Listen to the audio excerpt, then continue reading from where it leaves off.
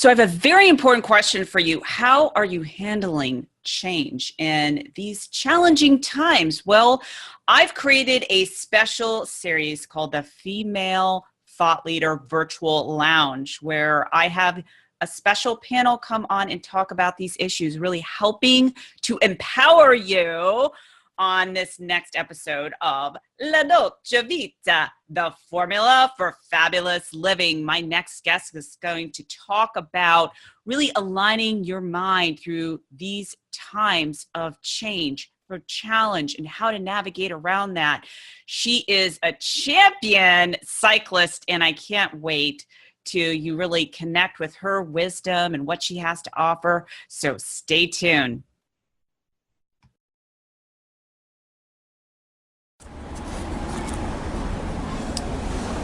Frankie Lee, dimmi, quale senso della vita? The meaning of life is to live la dolce vita, which is the formula for fabulous living. Hi, my name is Heather Picken, and welcome to the La Dolce Vita Show, the formula for fabulous living. I'm the catalyst in helping you to be more confident, create your dream business, and attract elite clients and live a fabulous life. Here's Heather helping you to upgrade your life to fabulous. Upgrade your life to fabulous. Right, Frankie? You're fabulous.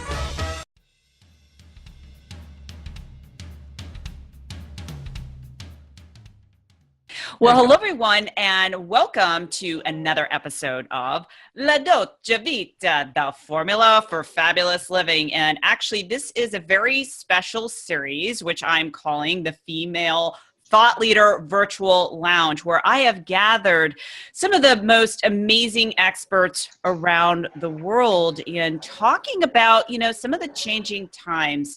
How do we deal with that, especially when it comes to business and, with your mindset, because the mind is everything. If you're not aligned in your mind and you're looking at what's going on in the world and freaking out, it's not going to help you. And that's why I wanted to put together a special panel, because I was thinking about this the other day.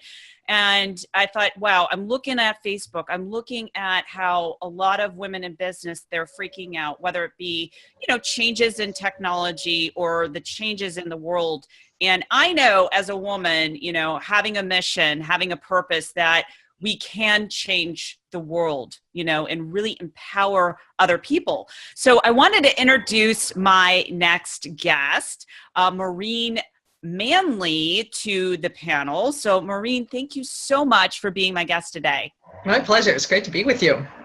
Yeah, and before we dive into this topic, I was wondering if you could share briefly a little bit about your background and how you help people. Sure. Well, my background really begins way back when I was a professional athlete. I always dreamed of racing my bicycle, never really got where this came from because I didn't see female cycling racing. When I was younger, I just always imagined people lining the roads and cheering me on as I raced my bicycle around, even as a little girl. And I really lived into my dream, used my brawn and my mindset to really go after my dreams. And I became a member of the U.S. cycling team and won quite a few things nationally and internationally.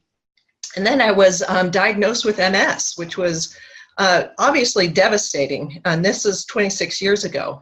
And what I ended up doing is taking the same sort of mindset, that I used. I evolved my mindset and learned lots of new strategies and techniques to become more than just my body and mind, to evolve what I could do as a person with MS. And long story short, 12 years into my diagnosis, I raced again. And that's just one of the things I do. My business is called Spirit in Motion, and I help people really harness a champion mindset and perform well under pressure while understanding, this is the biggest thing, is that we're physical, mental, and emotional, spiritual beings. And how do we work with the whole versus just the mind or the emotions and the body? How do we access the best of who we are to be able to live into our dreams?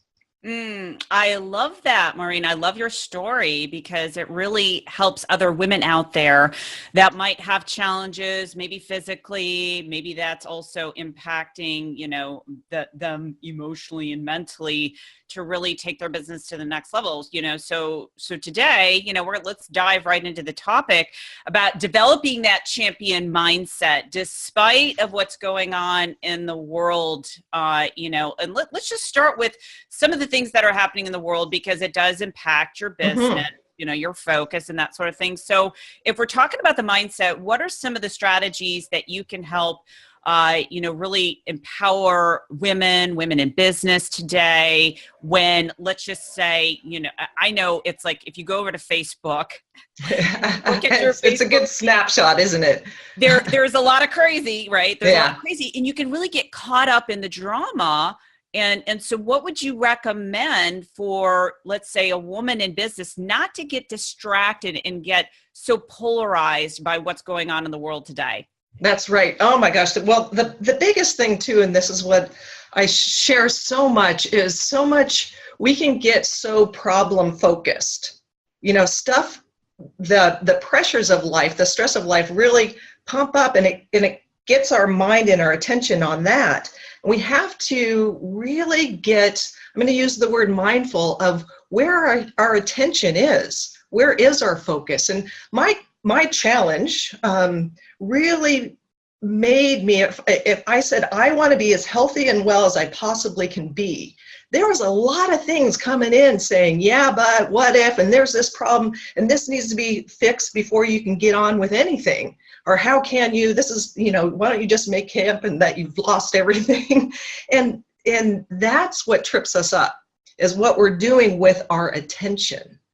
And first becoming mindful of what is it that's got us, and then to address that and say, is that really my biggest limitation? How can I get beyond just the problem and into the solution? Because sometimes it's easier to get pulled into the problem than it is to move on with what it is that we're wanting. So being very clear about what it is we're wanting, and of course why it is we want it, and allow that passion to keep fueling us forward, because we can get so focused on the issues at hand. And there's a lot of them, but until we slow down enough and become mindful of what it is that's pulling us out of our, what I call the performance zone, but you don't even know you're out of your performance zone until you stop and say, what's up? And then what do I need to do? And sometimes because of the problems that we're facing, the things that come up, we don't feel equipped to meet. Mm-hmm. And it's not that that's an excuse to stop or become overwhelmed, but we have to know, I'm not feeling equipped. And so when we don't feel equipped and competent to meet a challenge, we're outside of our comfort zone. And that our comfort zone really is our belief zone. And again, we just have to come back to center and realize we're outside of what we believe we can achieve. And psychology will tell you we don't allow ourselves to aspire to what we don't believe we can achieve. But it doesn't mean I can't, it just means not yet. So then we can look around at, what is it that I have to learn? Who is it that knows this? And how is it that I can get the support that I need to bump myself up to the next level? I love what you're saying, Maureen, and this is so important because you can get very easily distracted and not have like the tools that you're talking about to be mindful, like not look at it so much as a problem, go more for the solution. That's why I think it's so important that people hire a mentor, a coach, someone to hold them accountable, to give you the tools so that you're not focusing so much on what either the other person's doing or what's happening in the world, because right. if you do, it's kind of like you're a deer in headlights. You stop and you start, I like to call it, you're going into your freak out moment. I used to have these freak out moments where I didn't have the tools and the wisdom to handle some of those problems. And I think we have an opportunity here. The opportunity is that, technology isn't changing. We're evolving very, faster. We're getting connected faster. We're seeing, all these so-called challenges show up. Whether it be in the media or the events around the world, but we can we can unleash the power of the mind, really harness the power of the mind to say, wait a minute, I have an opportunity to think differently. I mean, wouldn't you agree? We can treat an opportunity. Yeah, absolutely. But first we have to know what's got us. And if we're not slowing down and looking at what's bothering me, I mean, just sit down. Sometimes I'll just sit down and go, God, I'm just off. What's bothering me? And get at the core of what that is. And people say, I don't have time for that. Yes, you do. Sometimes we need to slow down in order to speed up. So much of what I teach in my trainings is they're like, wait, we don't have time for this. It's like, you better make time. It's like any lesson, like a golf lesson, a ski lesson. You got to look at the things that you're doing that's slowing you up. And so much of it is these adaptive challenges that we have that really lie between, our 2 ears, that we need to slow down and look at our approach, because things aren't going to slow down. So what is it? And then how is it that we can actually harness the best within ourselves, and not get so focused on needing to fix everything before we move on. And looking, because the problems, I mean, our brains are hardwired to keep us in survival mode. And so what will happen is it's easy to get into our excuses or making assumptions or making comparisons or whatever what will throw us off track, because we think our brain is telling us you need to stay alive.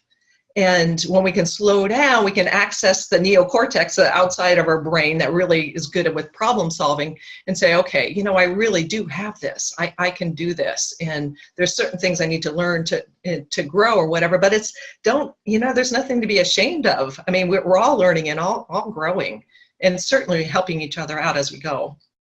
Absolutely. And I will say this too, when you go through challenges, it actually makes you a better leader. So not to run from them. If you're hanging around, like I'll be around CEOs, businesses that are very established, highly successful. And I really find it interesting the way that, they're solving problems, as opposed to someone that's a startup in business. They have a challenge and all of a sudden they're freaking out. Yeah. And you have to go through those challenges, because if you don't, you'll never evolve to the next level. Yeah, absolutely. And I think one of the things is, and I said this to one of my colleagues the other day, because so many people are talking about being present. Good leaders are present. And I said, being present isn't for sissies. That being present is vital, because you have to be with yourself, and being with yourself, any good leader can say, you know what, I have insecurities. I have things I don't know. And I'm going to work on that. And I'm also going to support myself with people that are smarter than me. Sometimes a good leader will surround themselves with really smart people. And if we're all pretending like we have it so together all the time, we can't grow. So that's the challenge to growth, is not being vulnerable, not allowing yourself to have your vulnerabilities, because your vulnerabilities live outside of your comfort zone, your competency. And yes, we have to show up in the world as professionals and competent with our expertise. But in order to grow, we have to understand, okay, this is the challenge in growth.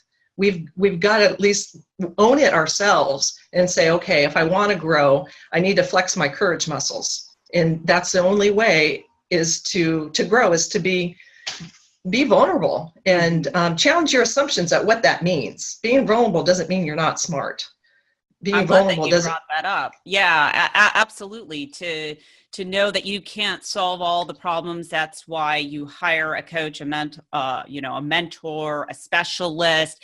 Even Olympic athletes, the best Olympic athletes have many coaches that they work with, right? And they teach them how to be present, visualizing, all of that. So I like that you have that background, because I'm just kind of curious. So when you were racing, did you do a lot of mindfulness, like visualization, put yourself in the moment, take yourself through kind of like a mental rehearsal? Yeah, absolutely. And that's where I was lucky to come into these challenges that I've faced, and I will continue to face challenges as long as I continue to grow and evolve. And that to know, keep my eye on the prize. Where am I going? And there's all sorts of distractions. I mean, in bike racing, there's people crashing into me sometimes. And it's like, you just want to keep your focus on where it is you want to go. And so not to let the distractions, have their way with you. And also what I got as an athlete too, is that if I'm here and I want to be here, so I didn't start off as a world-class cyclist, but I knew that I had to find mentors and coaches to get me there. And I have the same attitude with my business and my own personal growth. It's like, if I'm here and I feel stuck and there's things that I need to know, who's there to help me? How is it that I can grow into it? And, I'm honestly been quite surprised over the years that what stops people from doing that. Mm-hmm. And it's more hiding because they don't want to feel like they don't want to be seen. They know that they don't know, but they don't want to be seen as not knowing, or it's that distinction of, doesn't mean that you're unprofessional because you don't know. You got to the level that you got to, by learning and growing. So we're never, I think it's the mindset of, you're never there. You're never at the finish line. I mean, if you think you're at the finish line, okay, you're going to be there. You're going to be stagnant there forever. And that's, in the mindset research, it's more of a fixed mindset of where people are like, I don't want to be vulnerable, so I'm just going to, show that this is who I am, and they don't grow. But when you have a growth mindset, you're able to say, oh, this is cool. I don't know this. This is exciting to learn and continue to evolve as a person. Yeah, I think that is a better way to frame your mind and say, wait a minute, I have an opportunity to learn, because once you feel everything, forget it. Then you're not really existing on this planet, right? You just kind of shrink instead of shine, and we're all here to evolve to that next level, whatever that is. So I also believe too that you are who you surround yourself with.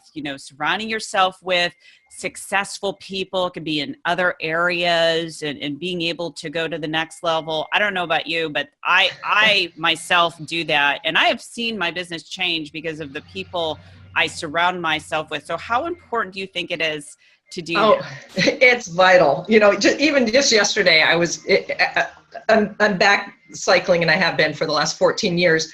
And I looked at this picture of me out there riding with this group. We stopped at this one rest stop, and there's me and 10 guys, and they're all better than me. Some of us are similar, but it's like, this is how I'm able to ride as well as I am. So you take that into some of the other things that I do, and it's amazing. I do the same thing with like my speaking and consulting business. I look around at the organizations and the people and my colleagues, and I'm just like, wow, these people are amazing that I'm with. And I have to watch myself sometimes, and not allowing myself, they're not doing anything but being themselves.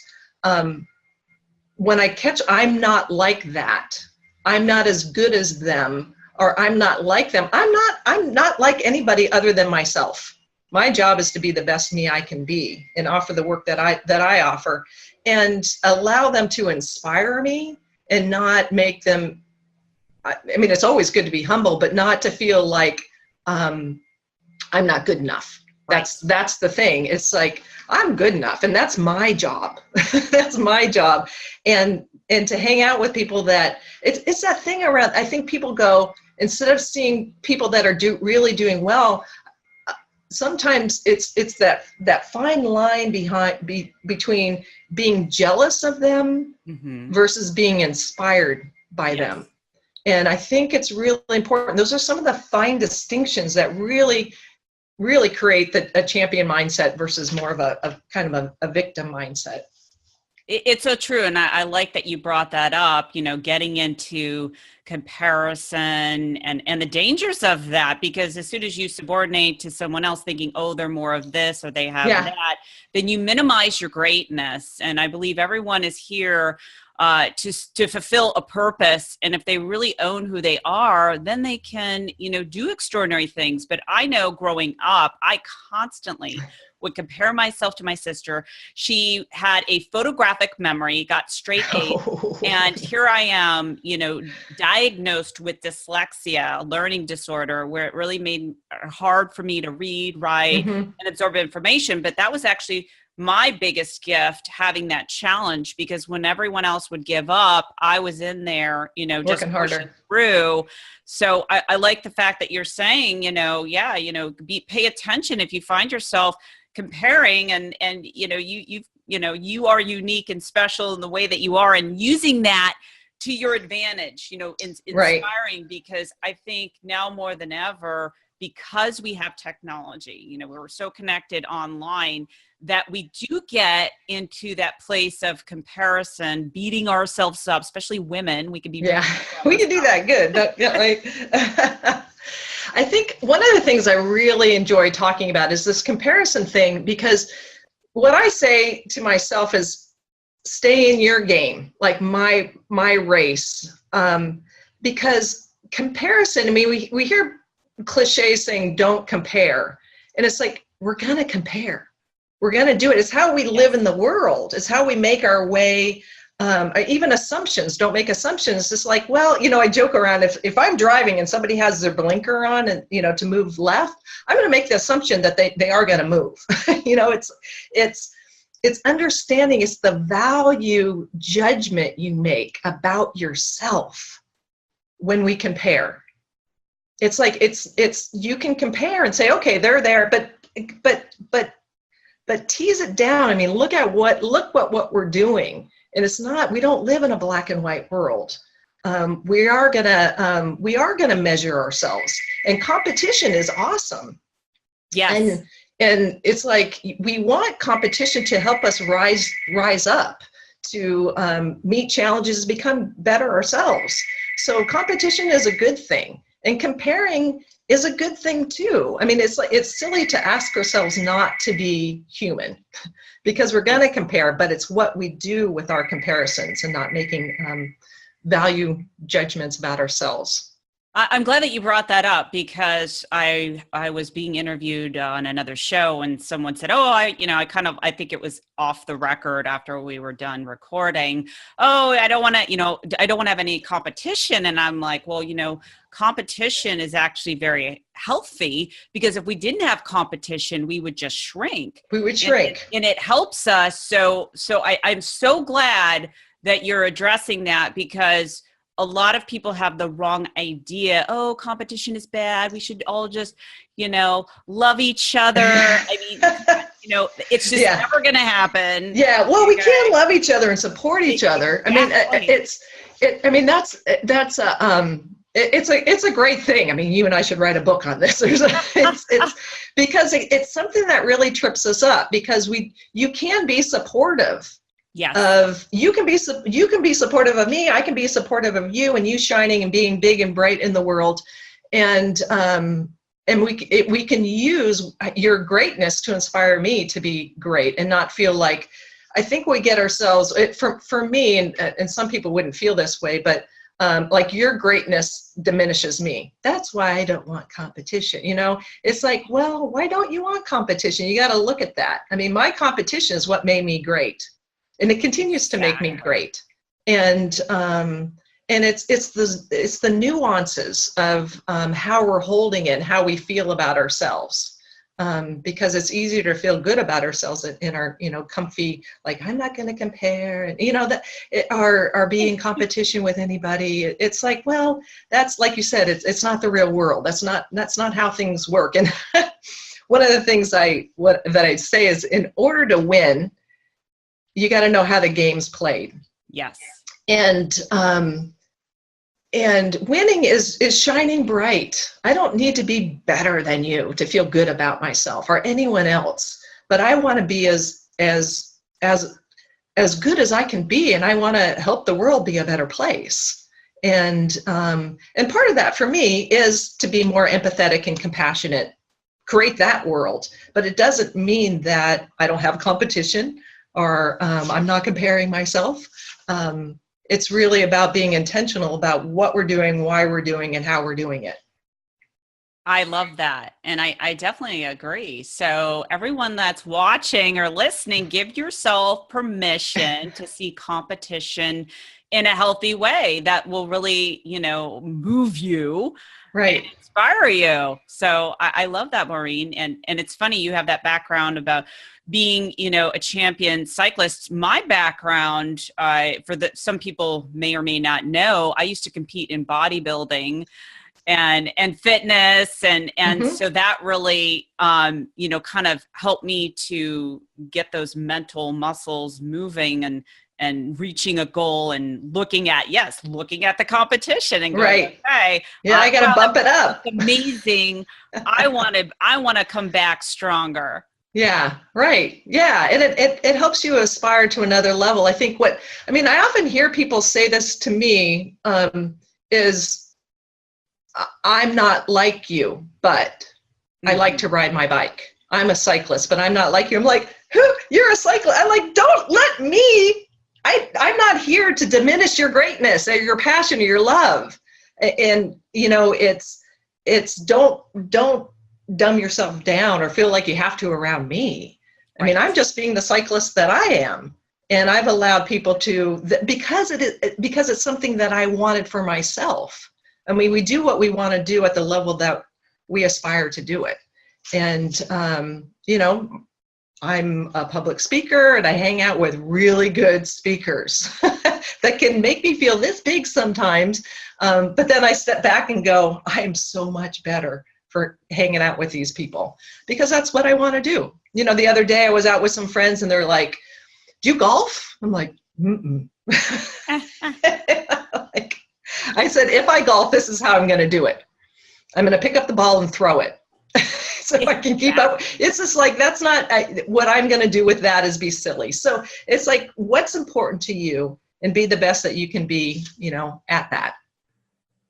I love that. Maureen, thank you so much. I see that we're kind of out of time here, but I just want to appreciate you coming onto the show, this special series, for the Female Thought Leader Virtual Lounge and, just getting into the mindset of where we need to be, seeing ourselves and just embracing all those things that you talked about, the being competitive and owning our greatness. So thank you so much. Oh, you're very welcome. Thank you.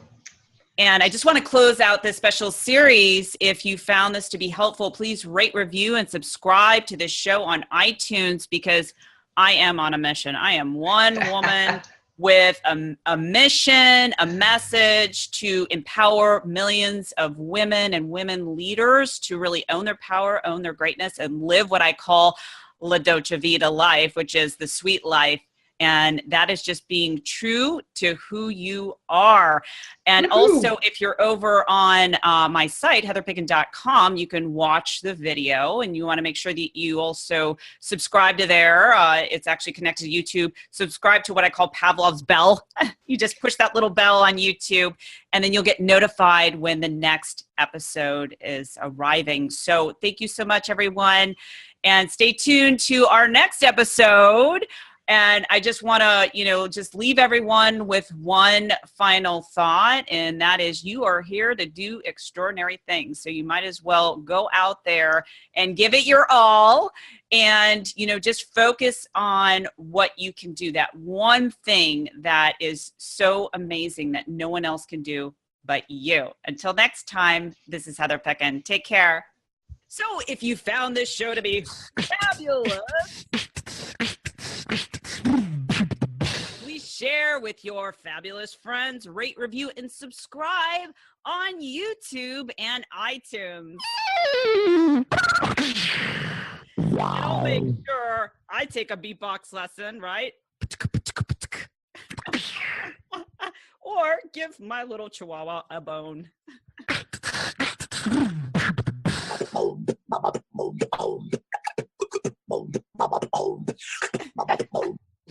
That's me.